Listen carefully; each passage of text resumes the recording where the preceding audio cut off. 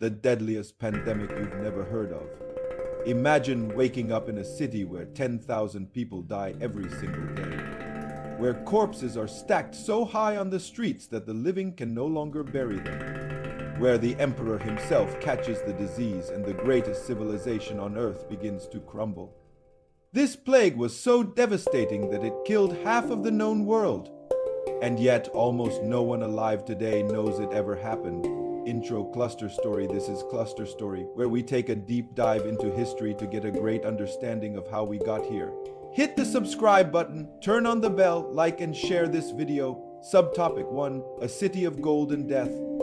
The year is 541 AD. Constantinople is the most magnificent city on earth. 1 million souls live within its walls.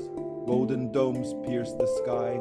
The Hagia Sophia has just been completed. Emperor Justinian I rules over the Byzantine Empire, and he has a dream to restore the glory of Rome, to conquer the known world, to build an empire that would last for eternity. But something else is coming, something invisible, something that would reshape the course of human history forever. It arrived without warning, without sound, without mercy. The first victims appeared in the port district. Sailors from Egypt complained of fever. Swollen lumps emerged in their groins and armpits. Within days, they were dead. The physicians thought it was an isolated incident, a minor illness, nothing to concern the great empire. They were catastrophically wrong.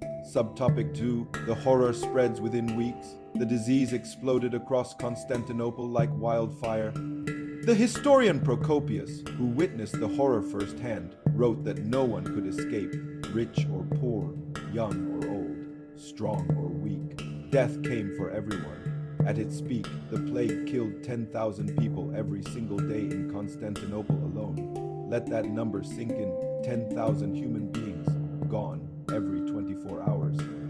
The city's burial systems collapsed completely. There were simply too many dead, corpses-filled homes. They lined the streets. The smell of death hung over the city like a poisonous cloud. Officials began stacking bodies in the towers of the city walls. They loaded them onto ships and sent them out to sea. They dug massive trenches and filled them with the dead until even the trenches overflowed. And then the unthinkable happened. Emperor Justinian himself fell ill. Subtopic 3. The emperor falls. The most powerful man in the world lay dying. His skin burned with fever. A massive swelling appeared in his groin, the telltale sign of the plague. His generals prepared for his death. His wife, Empress Theodora, made plans to hold the empire together. For weeks, Justinian hovered between life and death. The empire held its breath, and then, miraculously, he recovered. But the man who emerged from that sickbed was not the same. Some say the illness changed him, darkened him, made him paranoid and suspicious.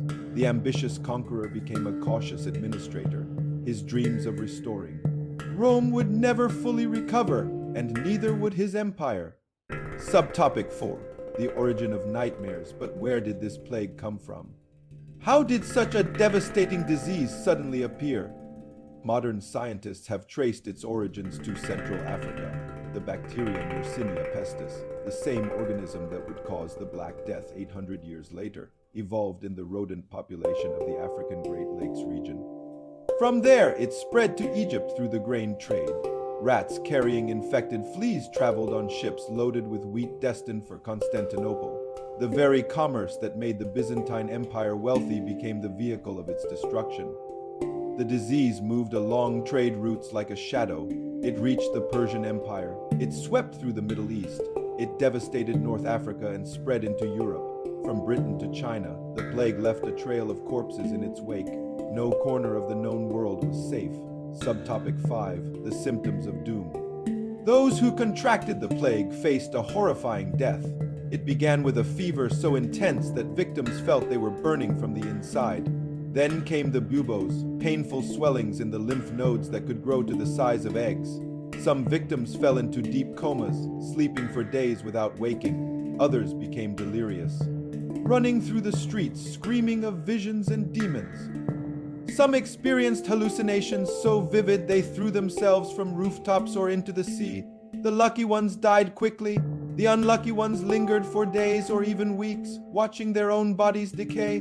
Doctors were helpless, prayers seemed unanswered. The greatest medical minds of the age could do nothing but watch as their patients died.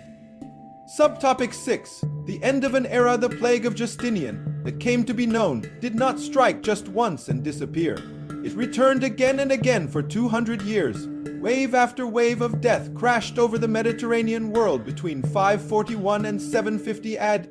When the plague finally subsided, the world it left behind was unrecognizable.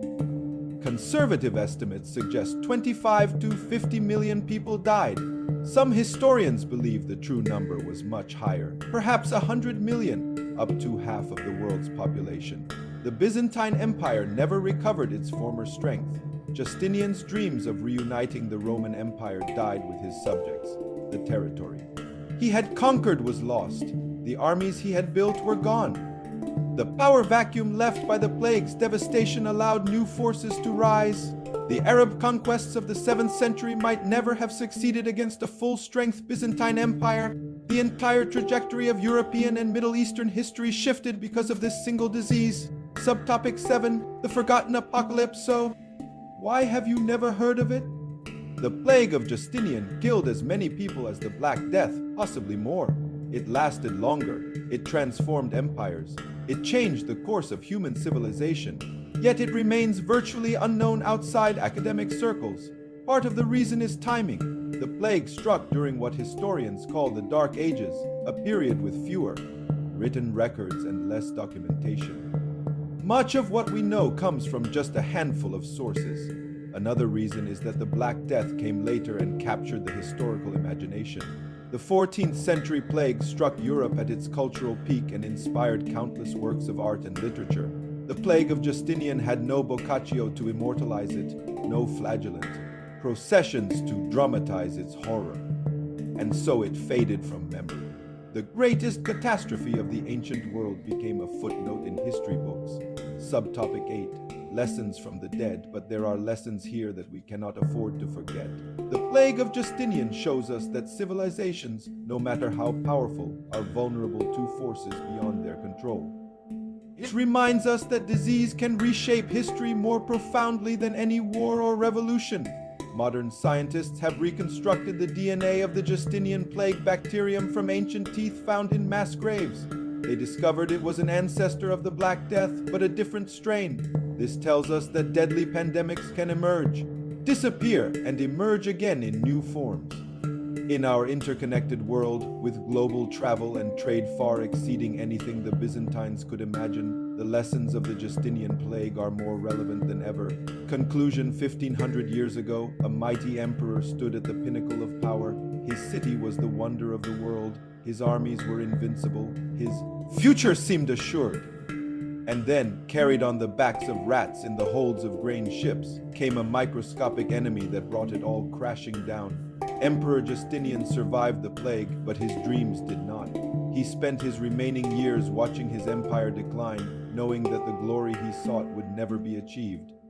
The Plague of Justinian reminds us that history is not made only by great leaders and epic battles.